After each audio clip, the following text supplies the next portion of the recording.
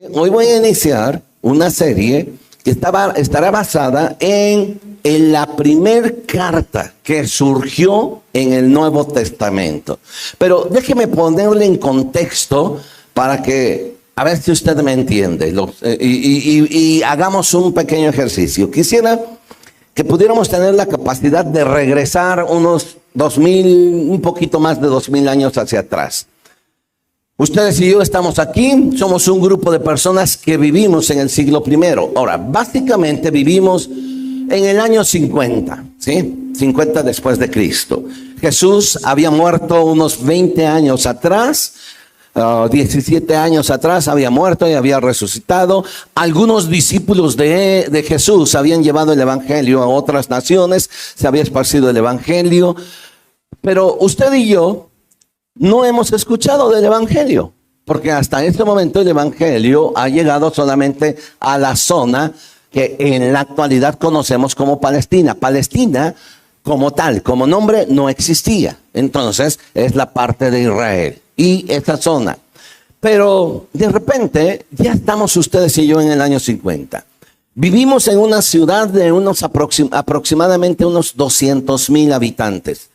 Un poco más chiquita que acá, pero con mucha más importancia en cuanto a lo económico. Hay mucha más influencia en lo económico, en lo comercial, etcétera.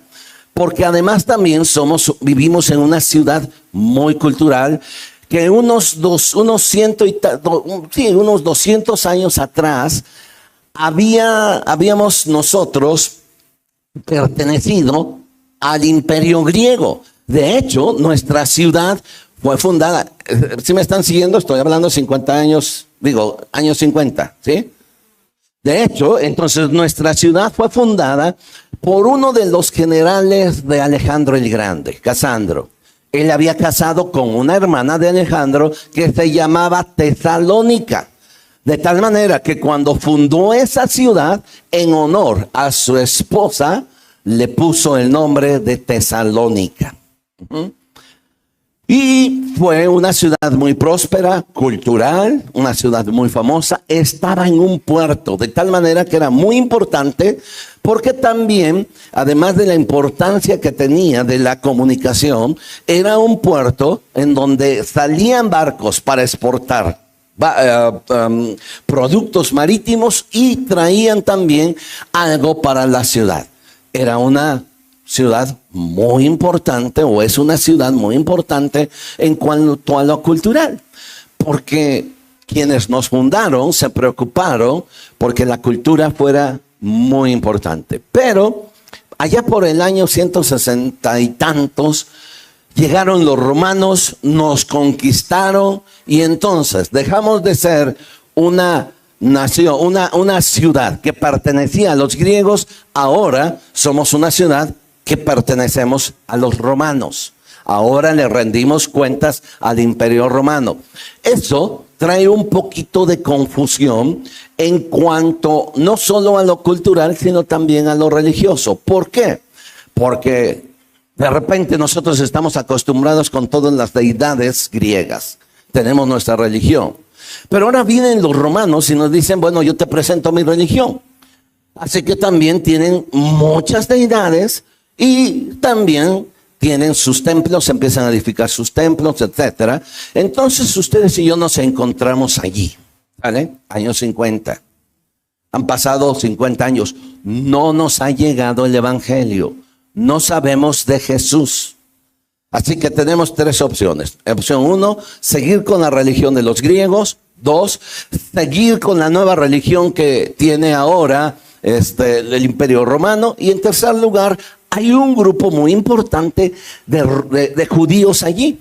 Pero los judíos no están tan interesados en convertir prosélitos al judaísmo. Ellos lo único que les interesa es ser un grupo que sigan guardando sus tradiciones, que les sigan respetando, porque además es un grupo que aparentemente económicamente les va bien y ocupan algunos puestos. Así que entonces tenemos griegos, romanos y judíos. Usted y yo pertenecemos a algunas de esos lugares. Además hay otra cosa. Les decía que son aproximadamente unos 200,000 habitantes donde nosotros nos movemos, allá en Tesalónica. No conocemos a Jesús. No sabemos quién es Jesús. Y allí nos encontramos. Tenemos problemas económicos porque al igual que en la actualidad las clases sociales están divididas. Desde la clase aristocrática, juntamente con la política, curiosamente no sé por qué, pero son los que tienen más lana, entonces están hasta arriba. Y a ellos les va bien, no les preocupa nada. Luego está otro grupo de personas que son comerciantes, se dedican al comercio, a la agricultura, y algunos tienen cierto poder económico porque tienen algunas flotas navieras, se dedican a la pesca, venden pescado. Algunos otros son artesanos, tejen algunos vestidos que son sumamente importantes y vendidos en la parte ya de Grecia. También hay algunos artesanos que se dedican a hacer cerámicas. Y la cerámica era muy apreciada para aquellos tiempos. Pero esos que tienen dinero no son tan aristócratas, sino están un poquito abajo, pero a ellos les trabajan muchos. De tal manera que esos que les trabajan, pues escasamente piensan que van a prosperar. Ahora, no sé a qué sector nos movemos, pero espero me vaya siguiendo porque quiero meterlo, por favor, porque al final yo quiero hacerle una pregunta. Ahora bien, allí estamos. Pero después en la parte más baja están los más pobres. Los que todos los días solamente salen a trabajar para vivir ese día, nada más. Y algunos esclavos, que ellos están peor que nosotros. ¿Por qué? Porque no tienen aspiraciones a ser libres, sino trabajan para los grandes hacendados o por los grandes aristócratas. Así que la situación social está de cabeza. No hay para dónde aspirar, soñar a ser mejores. Luego, también nosotros tenemos que elegir una u otra religión. La situación es tremenda. Los romanos nos exprimen mucho. Los impuestos que tenemos que pagar, aunque somos muy pobres, tenemos que seguir pagando impuestos. Salimos a la calle y vemos las grandes diferencias de los grandes potentados que tienen dinero y nosotros no lo tenemos. Pero no soñamos con algo más. Así que nuestra situación es medio conformista. Llegamos al año 50 y aquí estamos, ustedes y yo. Y de repente llega un hombre que se llama Saulo. Él había salido de lo que en la actualidad es Palestina, había salido como unos mes y medio, 2 meses antes para llegar a donde estamos nosotros. Se dice que para salir de Israel, viajando, caminando, podrían tardar meses en llegar a la zona de Grecia, especialmente a la zona de Acaya y Macedonia, y donde está ahora Tesalónica. Podían tardar meses porque se enfrentaban por caminar en el desierto, por asaltantes, por ladrones, por secuestradores. Así que muchos ni siquiera llegaban. Los que tenían un poquito de más dinero o podían ahorrar, podían comprar su pasaje y salir de algún puerto de la zona del Mediterráneo pegada a este lado de lo que hoy es Israel. Así que entonces salían y para llegar a Tesalónica, si lo hacían directo, más o menos tardaban un mes.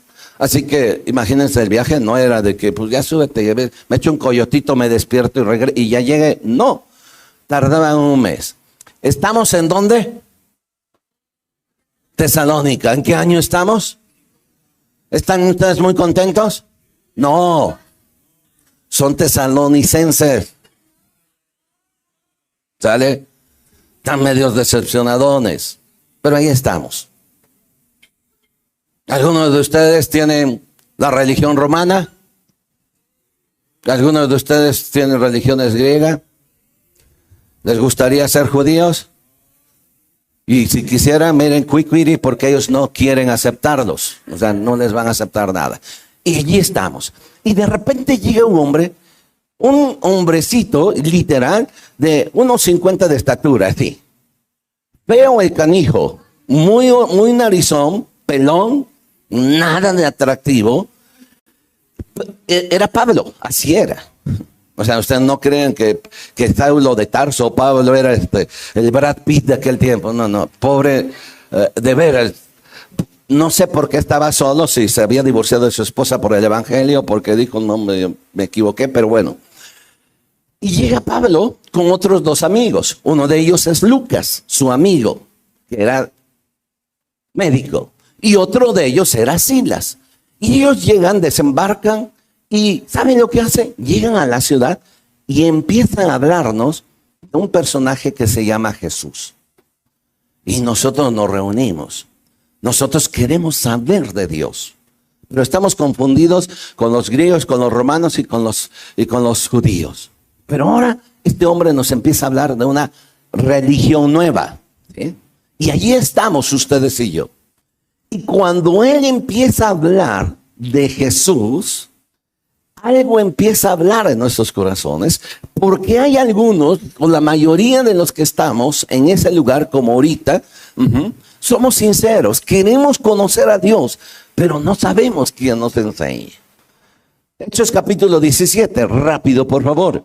Hechos capítulo 17, y quiero que vea por favor lo siguiente. Aquí es donde llega Pablo a Tesalónica. Recuerde, unos 200,000 habitantes. ¿Qué hay allí? Nada más. Y Pablo llega a Tesalónica. Ahora, capítulo 17, versículo 1. Quiero nada más subrayar una parte que está aquí. Dice, pasando por Anfípolis y Apolonia, llegaron a Tesalónica, donde había una sinagoga de los judíos. Les explico rápido. Observe, por favor, el que escribe el libro de los Hechos se llama Lucas. Pero aquí usted observa que Lucas está hablando no como que está presente, sino ahora Lucas lo está diciendo cuando llegó Pablo y Silas a Tesalónica, ellos entraron a la sinagoga. Ahora, ¿por qué lo dice así? Vea la diferencia que pasa en el capítulo 16. Regrésese tantito, por favor, y vean el versículo, como ahora, cuando Lucas relata que están en la ciudad de Filipos. Usted recordará que precisamente en Filipos es donde llegan, predican el evangelio, se convierte en un carcelero que quería matarse, y entonces Pablo le dice, no te mates, aquí estamos todos juntos. Y entonces él dice, ¿qué debo hacer? Y Pablo le dice, cree en el Señor Jesucristo y serás salvo, tú y toda tu casa. Están en Filipos, está cerca de Tesalónica, todavía no van a Tesalónica. Pero vea cómo, por favor, cómo aquí cambia la cosa. Capítulo 16, versículo 11. Zarpando pues de Troas, una ciudad, dice, vinimos con rumbo directo a Samotracia el día siguiente de Neápolis. ¿Ves la palabra? Vinimos. ¿Qué decir? Es decir, que allí va Pablo, Silas y Lucas. Él se incluye, estuvimos, venimos. Todo lo que sucede aquí en Filipos, allí él se incluye. Pero cuando decide Pablo ir a Tesalónica, deja a Lucas en Filipos. Por eso ahora, cuando relata Lucas lo que sucede en Troas, en Tesalónica, lo relata ya no incluyéndose a sí mismo. Regresa hasta el capítulo 17. Pasando por Anfípolis y Apolonia, llegaron a Tesalónica, donde había una sinagoga de los judíos. Llegaron ellos, yo no estaba, me contaron. Entonces, Lucas es un relator. Y en algunas partes, cuando usted lea Hechos, va a encontrar eso. Que de repente Lucas dice, y ellos hicieron esto y les pasó. Y usted dice, ¿y dónde estaba Lucas? Pues estaba en otro lado, pero él, como un buen estudioso, llevaba cuenta de todo lo que pasaba. Ahora, aquí en Tesalónica solo llegan dos personas. ¿Quiénes? Pasando por Anfípolis y Apolonia, llegaron a Tesalónica, donde había una sinagoga de los judíos. Y Pablo, como acostumbraba, fue a ellos por 3 días de reposo y discutió con ellos en la sinagoga. declarando y exponiendo por medio de las escrituras. Ahora, ¿cuáles escrituras? Les decía que la primera carta que se escribió del Nuevo Testamento, ¿cuál fue? Te las dije al principio. Primera del Nuevo Testamento. Primera a los Tesalonicenses. Cuando usted abre su Biblia y empieza Mateo, Marcos, Lucas y Juan, usted no crea que así fue que se escribió en ese orden. No, se puso arbitrariamente y pensando también que tenía que primero que hablarse sobre la vida de Jesús. Por eso ponen los evangelios. Ahora, ¿por qué después Hechos? Bueno, por la continuación de los evangelios. Después, ¿por qué Romanos y Corintios? Por una razón, porque fueron poniendo las cartas en orden de la mayor a la menor. ¿Sí? Romanos, Corintios, y usted después va a ver Gálatas, Efesios, Filipenses, que son cartas chiquitas. ¿Sí? Ahora bien, entonces, ¿por qué les dije esto?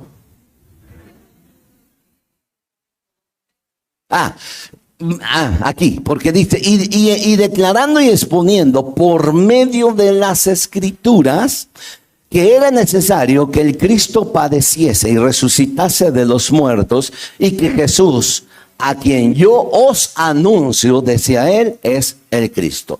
¿Cuáles escrituras usó Pablo? Antiguo Testamento. ¿Me está entendiendo? Era lo único que tenía. Así que Pablo llega a una sinagoga y empieza a declararles y a exponerles y a decirles, bien, ¿saben ustedes que en el Antiguo Testamento fue profetizado Jesús? Y empieza a hablar de Jesús, pero solo usando el Antiguo Testamento, por favor. Y entonces empieza a hablar desde de Jesús. No había ningún escrito hasta ese momento del Nuevo Testamento. Versículo 4. Y algunos de ellos que estaban allí, entiéndase judíos, creyeron y se juntaron con Pablo y Silas. Y de los griegos piadosos, gran número, y ¿qué más? Mujeres nobles, no pocas. Ahora, Pablo llega a la sinagoga, empieza a predicar. Algunos le rechazan, pero otros se convierten o le siguen a Jesús de origen judío y dicen, vamos contigo. Pero también allí había unos griegos que eran piadosos. Y también había allí algunas mujeres que también eran o pertenecían a la aristocracia. Y entonces empiezan a escuchar a Pablo.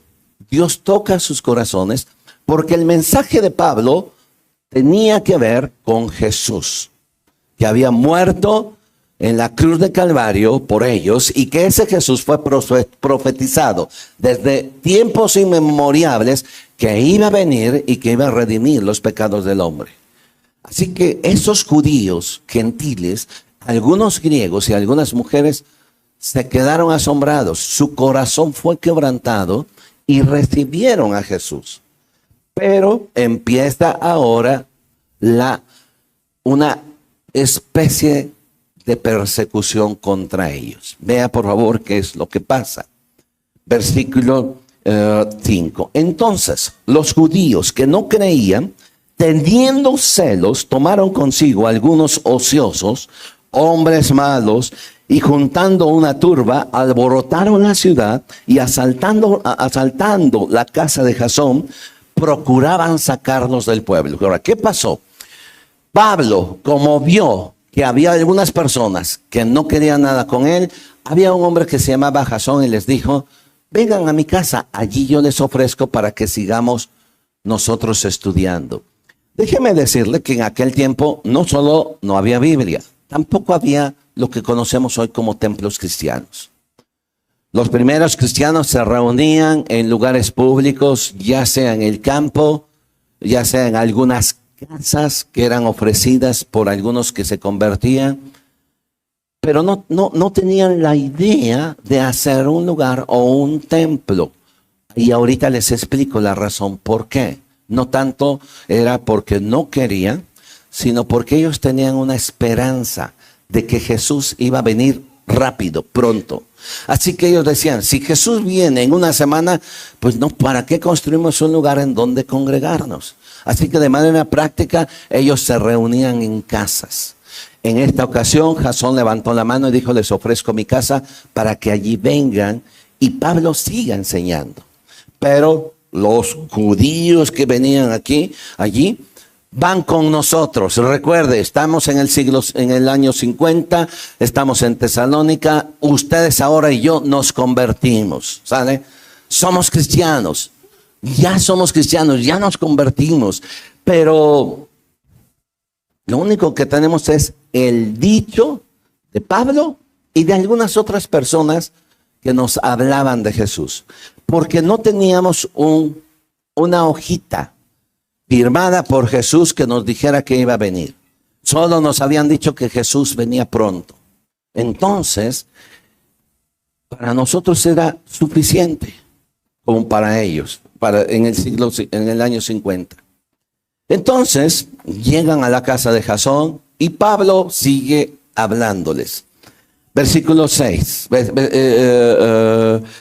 Entonces los judíos que no creían tenían celos, tomaron consigo algunos ociosos, hombres malos, y juntando una turba, alborotaron la ciudad y asaltando la casa de Jasón, procuraban sacarlos del pueblo, pero no los hallaron.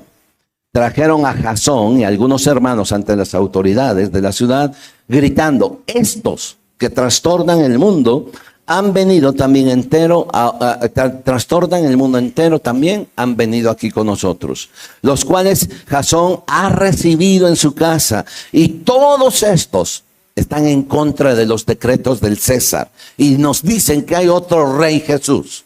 Ahora, eso era cierto, pero era una forma de difamar, porque en ningún momento Pablo estaba hablando contra una autoridad. Lo que Pablo estaba diciendo, Jesús es rey y él viene pronto. 8. Y alborotaron al pueblo y a las autoridades de la ciudad oyendo estas cosas, pero obtenida fianza de Jasón y de los demás, lo soltaron. Ahora, del versículo 10 en adelante, usted va a leer que finalmente Pablo tiene que salir de Tesalónica. Se va. Literalmente lo tienen que sacar a escondidas porque querían matarlo.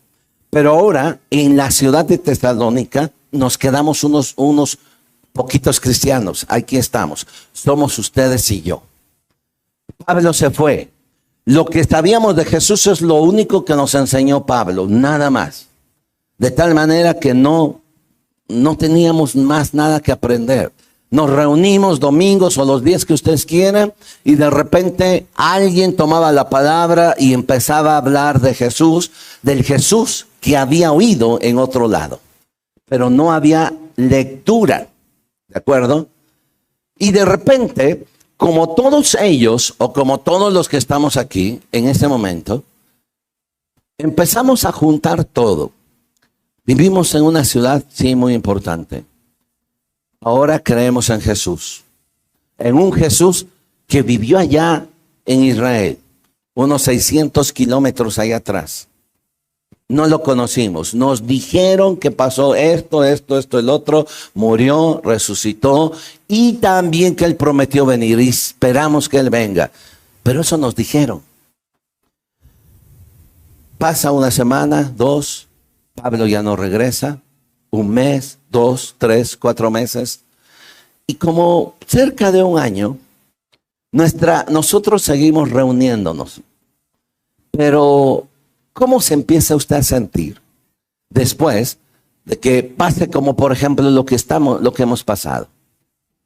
Alguien de los que está aquí está esperando a Jesús, pero de repente se murió. Y luego usted se enferma y usted dice, ¿y si me muero y viene Jesús? Yo no me voy a ir con Él. Así que dígame usted, ¿cómo se empezaría a sentir, por favor? ¿Angustiado? ¿Abandonado? ¿Desanimado? ¿Solo? Pero ¿no es cierto que de repente, aunque usted dijera, yo sigo creyendo en Dios, sigo creyendo en Él, aunque no lo veo, no lo toco, no leo, no tengo nada, pero Ya ha pasado un año y Él no ha venido. ¿Y si no viene? ¿Y qué tal si estoy en un error? Dígame, ¿no lo pensaría? ¿Sí o no? ¿Qué tal si estoy perdiendo el tiempo aquí un año? ¿Por qué no me regreso con la religión de los romanos? Está mejor. Aquí nada más estamos y no tenemos algo. Nada más lo que nos dicen de Jesús es lo que han oído de Él. No hay forma de saber de otra cosa. De tal manera que ahora entre nosotros empiezan a haber unas preguntas. Uno, si Jesús no viene, ¿qué va a pasar por nosotros? Si algunos de nosotros morimos o nuestros familiares mueren, ¿qué va a pasar con Él? Porque hasta ahorita nos han dicho que si Jesús resucitó, Él también va a resucitar. Pero, a ver, explíqueme qué es resucitar. Porque no hemos visto qué es resucitar. En la religión romana y en los griegos no hablan de resurrección.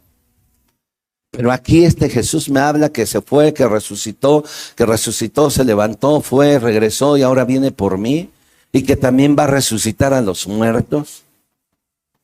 Mi tía, mi tío, mi mamá se murió, ya lo enterré, se está pudriendo, ya se pudrió.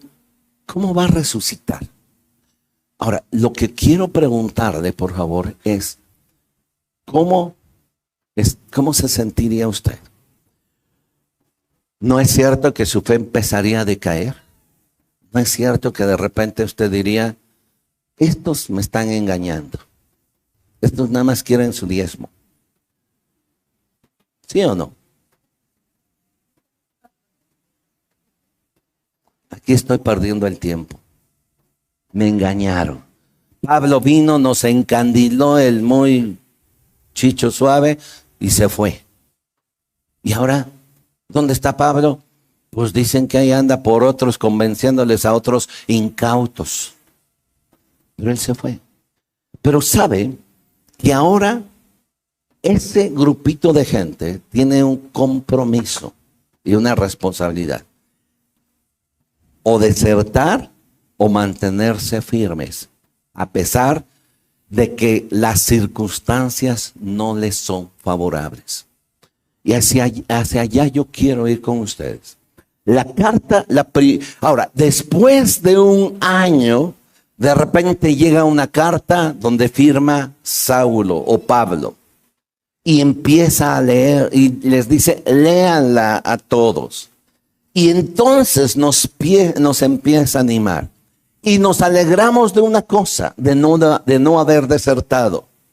Porque ahora Pablo, que vino y nos sembró el evangelio, ahora nos dice que está preocupado por nosotros, nos consuela, nos anima, nos dice que nos levantemos, que no claudiquemos, nos dice que Jesús pronto viene, nos dice también que nuestros muertos van a resucitar. Su fe empieza a renacer. Pero ¿qué tuvo que pasar en ese tiempo hasta que llegase la primera carta a los tesalonicenses? Que ellos estuvieran firmes en su fe.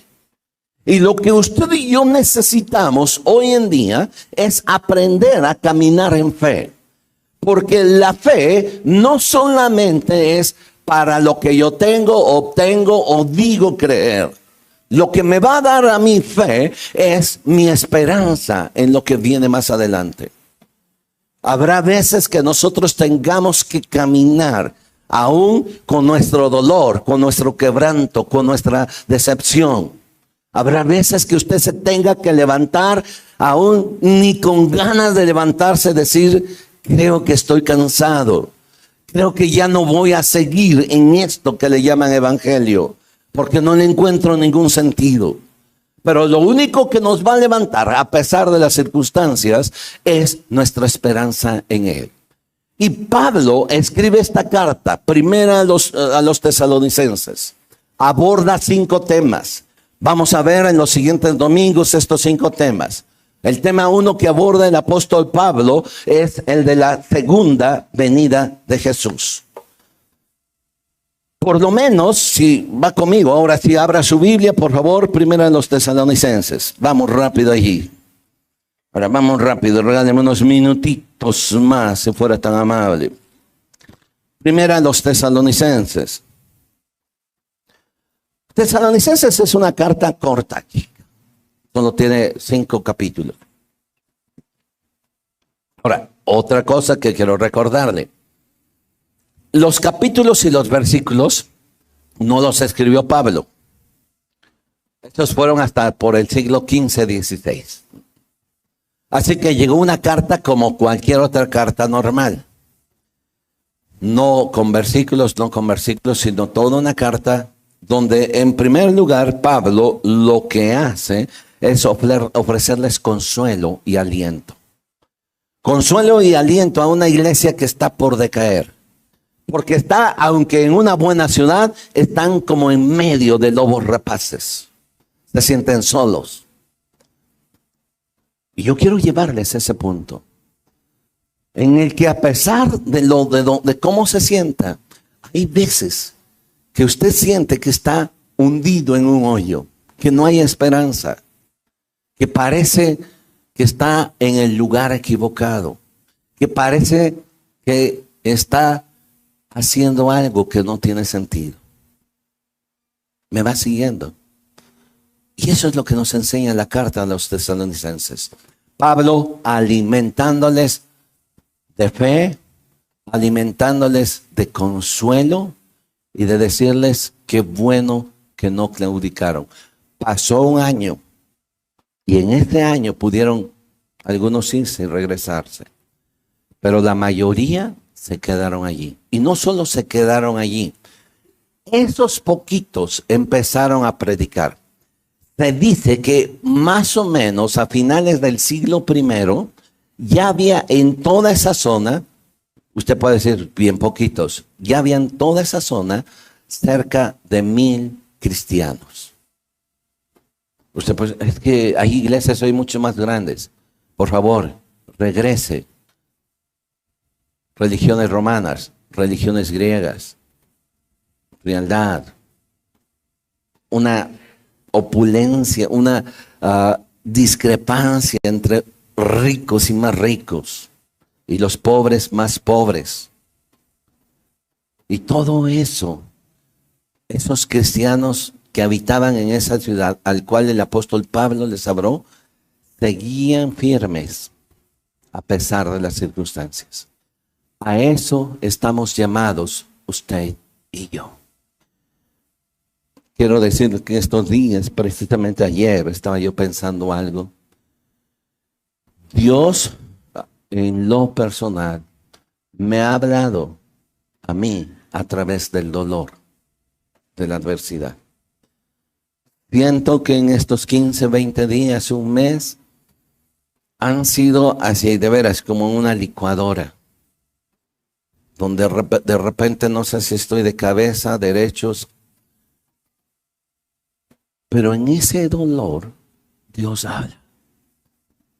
No huya al dolor, no quiera salir de allí, porque hay veces que Dios va a llevarnos a un punto tal como llevó a Elías a un desierto, como llevó a Juan el Bautista al desierto también y venir a predicar.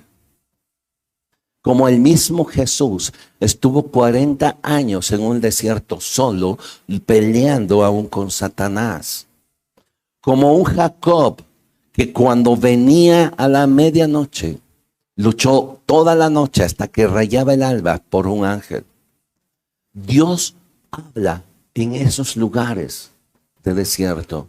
Dios nos va a hablar en medio del dolor. Si usted cree que el dolor es para pisarnos y aplastarnos, no es cierto. Aprenda a estarse quieto. Me encanta un pasaje de las Escrituras, allá en el Antiguo Testamento, dice, bueno le es al hombre llevar el yugo desde su juventud, que se siente y que se calle. Pero ¿cuántas veces en medio del dolor nosotros nos volvemos como caballos relinchando no dejamos que nadie nos monte, menos Dios. Porque queremos ser libres. Porque tan pronto queremos que nos suelten en la rienda, velamos. Porque no queremos estar allí. Tesalónica y el grupo de habitantes de esa congregación pequeña aprendieron a mantenerse firmes en medio de la presión. Eso es Tesalonicenses. Y hay cuatro temas importantes. Número uno, la venida de Cristo. La segunda cosa que aborda el apóstol Pablo en Tesalonicenses, que vamos a hablar también en estos días, es la instrucción sobre la resurrección de los muertos. La tercera cosa es la importancia de vivir vidas acordes con el carácter divino. En otras palabras, vidas santas, ¿a qué nos llamó Dios? El cuarto tema es exhortación a vivir una vida fraternal entre los creyentes, entre nosotros. Y el quinto tema que aborda también en primera de los Tesalonicenses es la responsabilidad de vivir en armonía y en paz con los demás. No solo entre nosotros, sino allá afuera. ¿Cuál es nuestra responsabilidad como cristianos allá afuera? El apóstol Pablo lo aborda. Así que vamos a ver durante la siguiente serie de sesiones este tema, estos cuatro temas. Los vamos a ir viendo uno por uno. Pero ahora, rápido, déjeme decirle lo siguiente. Hay tres cosas que marcaron la vida de Pablo para que Pablo recordara a ese grupo de cristianos. Y lo que yo quiero hoy preguntarles, si como congregación tenemos esas tres cosas, si Pablo viniese hoy acá, años 50, aquí estamos, o si Pablo tuviese información de los cristianos que están aquí en otra ciudad y nos dijera, miren, los de las cuatro ponientes hacen esto, esto y el otro, ¿qué marcaría la vida de Pablo? ¿Cuál sería la señal que Pablo hablaría de nosotros? Tres cosas marcó la vida de Pablo, marcó la iglesia y que afectó la vida de Pablo. Capítulo 1, versículo 3, por favor. Acordándonos sin cesar, dice Pablo, me estoy acordando sin parar delante de Dios y de nuestro Padre. Uno, ¿de qué? Me estoy acordando de la obra de su fe. Número 2, del trabajo de amor que ustedes tienen. Y en tercer lugar, de su constancia en la esperanza de nuestro Señor Jesucristo. Tres cosas le marcó a Pablo. Había pasado un año, pero él no había olvidado esas tres cosas. Una iglesia que era fiel en su fe. Una iglesia que su fe la probaba a través de sus acciones. Que no solamente era palabrería. Hoy los cristianos somos más habladores que nada. Hablamos tanto de Dios, pero en nuestras acciones nos dicen todo lo contrario.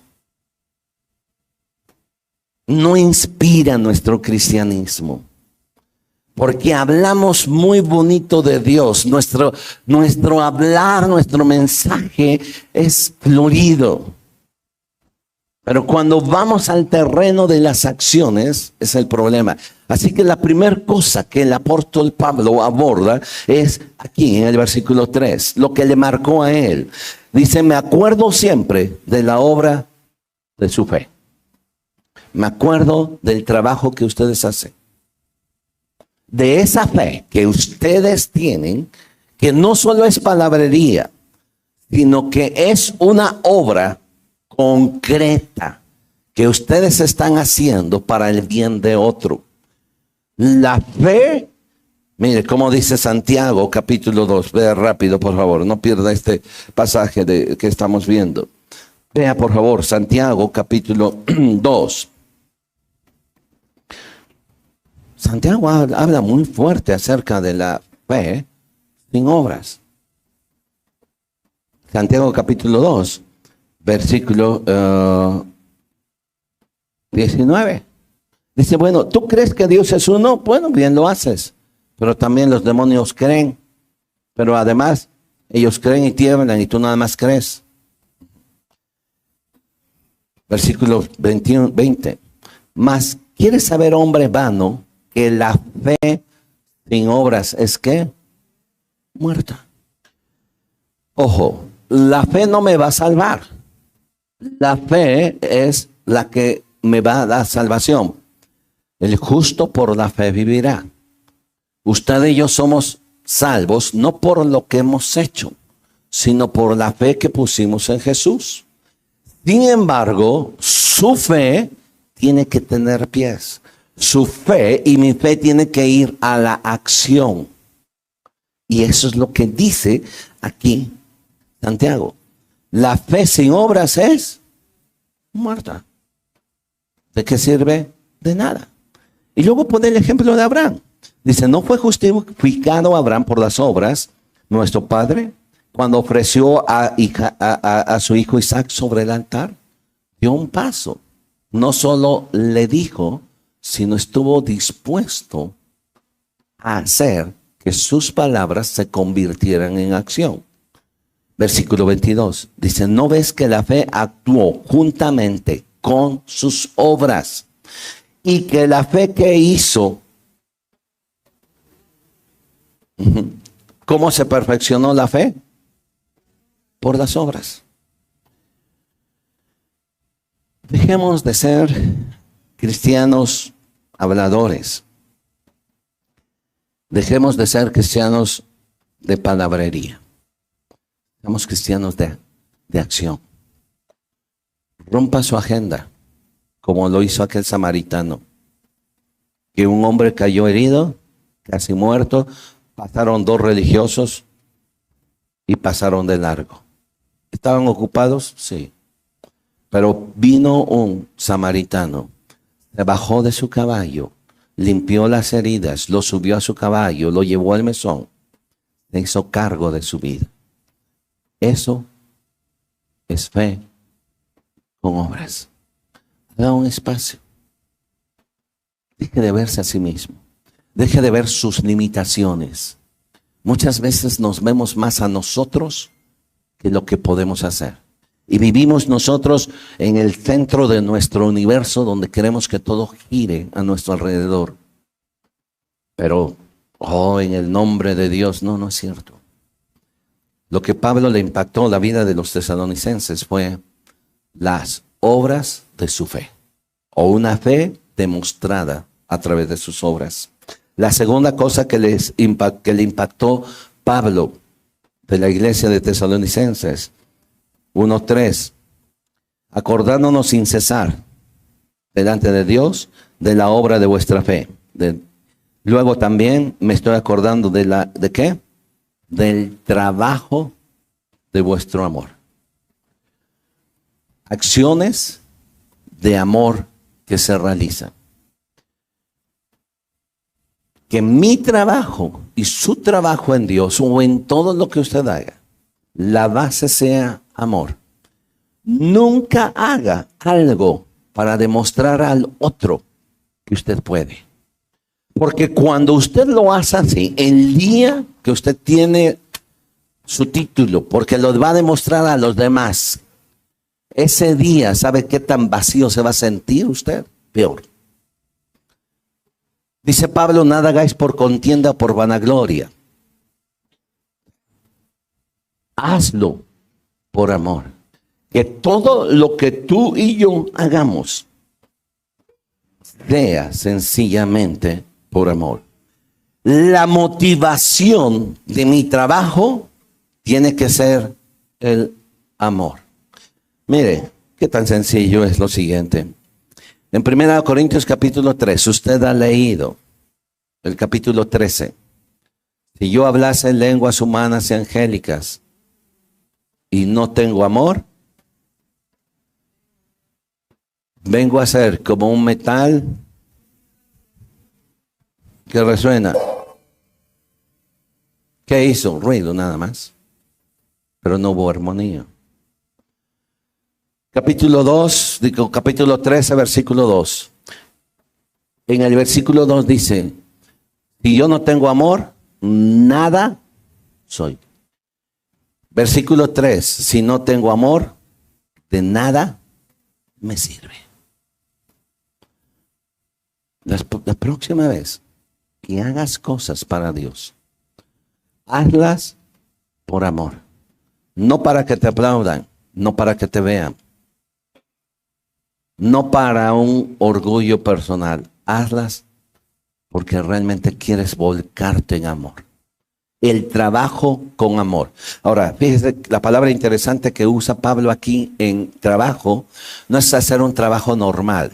La palabra que usa es en griego kopos y significa llegar hasta la fatiga. En otras palabras, no te reserves. Llega hasta el final. Así como el samaritano llegó hasta el final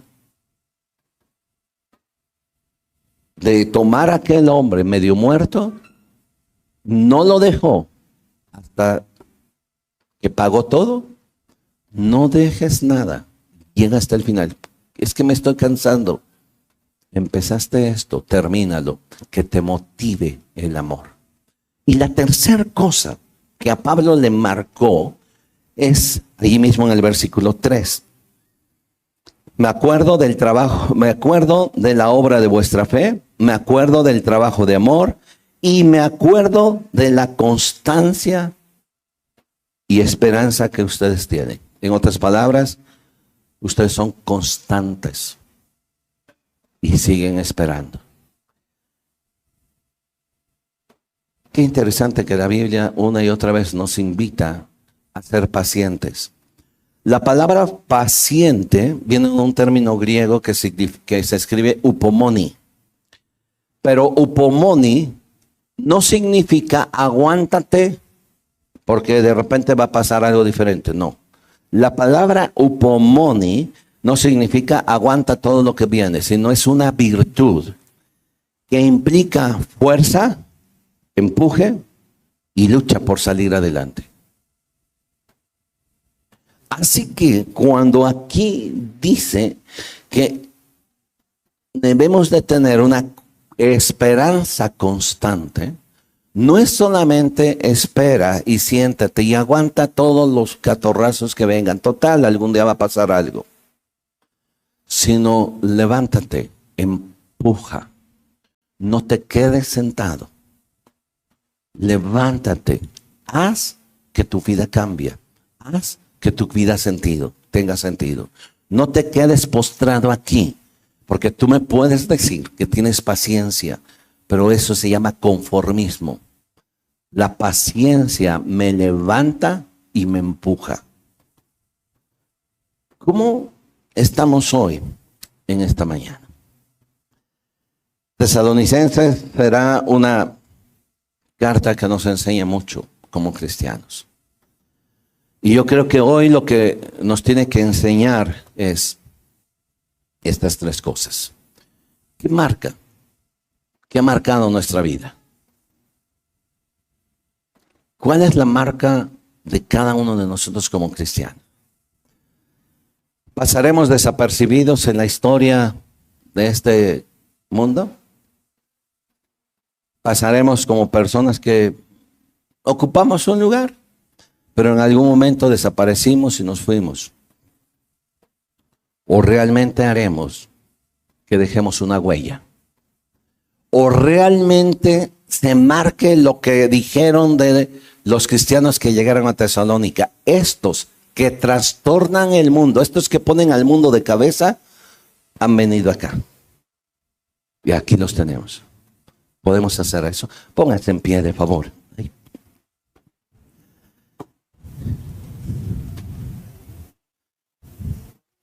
Cierre sus ojos, de favor. Yo quiero que por un momento quisiera pedirle de favor, si puede hoy, en esta mañana, visualizarse como yo le pedí. Años 50, donde no había ni Biblia ni Nuevo Testamento, pero se mantuvieron firmes. Hoy usted y yo tenemos muchas cosas a nuestro alrededor y sabe qué fácil es que quiera estar botando la toalla, la bote, y diga, ya no más.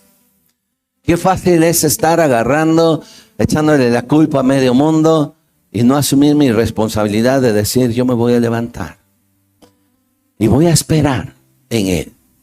Voy a esperar que Él tiene cuidado de mi vida, que Él va a cuidar de mí, que Él va a cuidar de cada circunstancia. ¿Cuántos de los que están aquí quisieran levantar una o sus dos manos conmigo y decirle, Señor, aquí estoy? Perdóname porque a lo mejor he caído en una tibieza espiritual, en una vida lineal cristiana. Ni me meto con nadie, ni nadie se mete conmigo, pero mi vida es igual, fría, apática, sin sentido. Yo no sé qué haya pasado en tu vida.